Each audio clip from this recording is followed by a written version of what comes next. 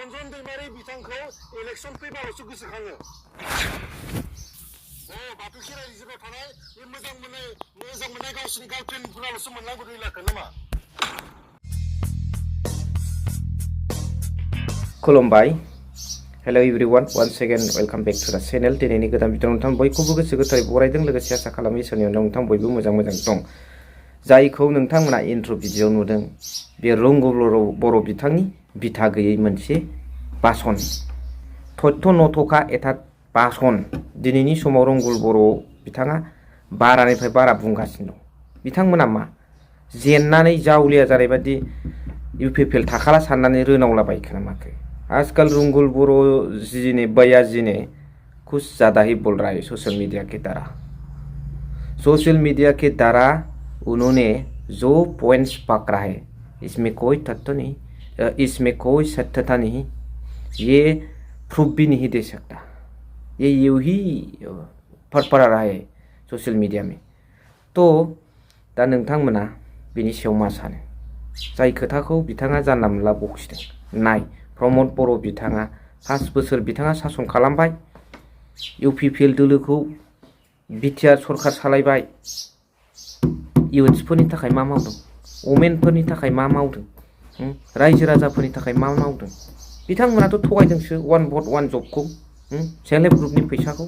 दिनै बेखौ हाग्रामा महिलारि बिथां सारा मावनो नागिरगासिनो दं, मावगासिनो दं, मावदोंबो। बेखौ बिथाङा मा अभियोग एलिगेशन लाबोगासिनो दं? रंगुल बर' आदा नोंथाङा, प्रमद बर' ডাঙৰীয়া और रंगुल बर' ডাঙৰীয়া, আপনার যেহেতু 5 বছর শাসন, এই শাসনত আপনি যুব যুবতী সকলের কারণে কি কাম করেছে? মা মাউদों? মহিলা সকলের কারণে কি কাম করেছে? রাইজ সকলের কারণে কি কাম করেছে? কোড আছে 1 ভোট 1 জব, প্রতিটো ভোটার চাকরিটো কোড আপনি যে দিব পারা নাই। सेल्फ हेल्प ग्रुपत टका 75,000 टका कोड यात एनसारटु आगो दिदियक रंगुल बर' ডাঙৰীয়া। यात पिছত কথাটো ক যেইটো আপনি সোশ্যাল মিডিয়ার দ্বারা কথা কৈ আছে, ইয়াত কোনো তথ্য নাই, ইয়াত কোনো প্রুফ নাই।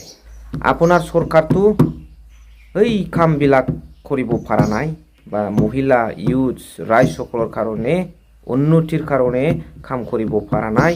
এতিয়া হাগ্ৰামা মহিলাৰী ডাঙৰীয়া सरकारत अहा लगे लगे किसुमान कामটো কৰিবলৈ সিদ্ধান্ত লৈছে, কৰি আছে বা কৰা হৈছে। ইয়াত আপোনাৰ কি অভিযোগ থাকিব লাগে? ৰাইজ সকলৰে কাৰণে হাগ্ৰামা মহিলাৰী सारे কাম কৰিছে। रायजोनिखौ जौगाजानो लुबैदोंब्ला नोंथाङा हाग्रामा महिलारी सार मावनायाव मा हेंथा दं? मा हेंथा दं? रायजोफ्रा दिनै मावनायखौ मावनाय बुंगोन, मावैखौ मावै बुंगोन। दा बेनिनो रंगुल बर' बिथाङा मा बखिबावदों बेखौ नायनानै लास्टआव फार्स्टआव हरगोन ना कमेन्ट्सखौ। रायजोखौ आगर आफुनि कमेन्टটো দিব নালাগে मोर कमेन्ट बक्सर। भिडिअ पुरा हेक होवार पिछते कमेन्टआव लिखि दियो। भिडिअ जोबनायनि उनावसो रंगुल बर'खौ मा होनो कमेन्टआव हरबानो जाबाय। नायलांदो। आदा रन्जय बर', नोंथांमोना 2 लाख रांखौ बिपिएफनि मानसिफोरनोल' होसिगोन ना बाकी बिटिआरनि लाइमोनफोरनो होगोन? जायफोरनिफ्राय नोंथांमोना थगायनानै भट लाबाय, जायफोरखौ नोंथांमोना साख्रि होगोन, 2 लाख होगोन होननानै बुंदोंमोन, मानो नोंथांमोना इलेक्शननि उनाव थगायगासिनो दङ? इलेक्शननि उनावथ' नोंथांमोना होआबो जानो हागौ, बोरैबा एमएलए देरहालाङोब्ला। देरहानायथ' नंखाया नोंथांमोना। खमसे खम काउन्सिल इलेक्शननि सिगाङाव जिखिना कमिटमेन्टखौ नोंथांमोना होदोंमोन बेखिनिखौ लाखि। मानो माइगाब जुजाय खालामनो नागिरदों नोंथांमोनालाय? लाइमोनफोरनि धैर्यखौ बारा नायनो नाङा आदा रन्जय बर'। गावखौनो इमान एक्सपार्ट साननो नाङा नोंथांमोना।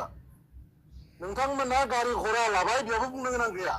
किन्तु सानफ्रोमबो लाइमोनफोरखौ सेगानो जायाखै, माबायानो जायाखै। जोंनो दायित्व हो, जों सानसे साननैयावनो सिकिउरिटि खालामनो हागोन। मानोथो थगायबाय थादों नोंथांमोनालाय?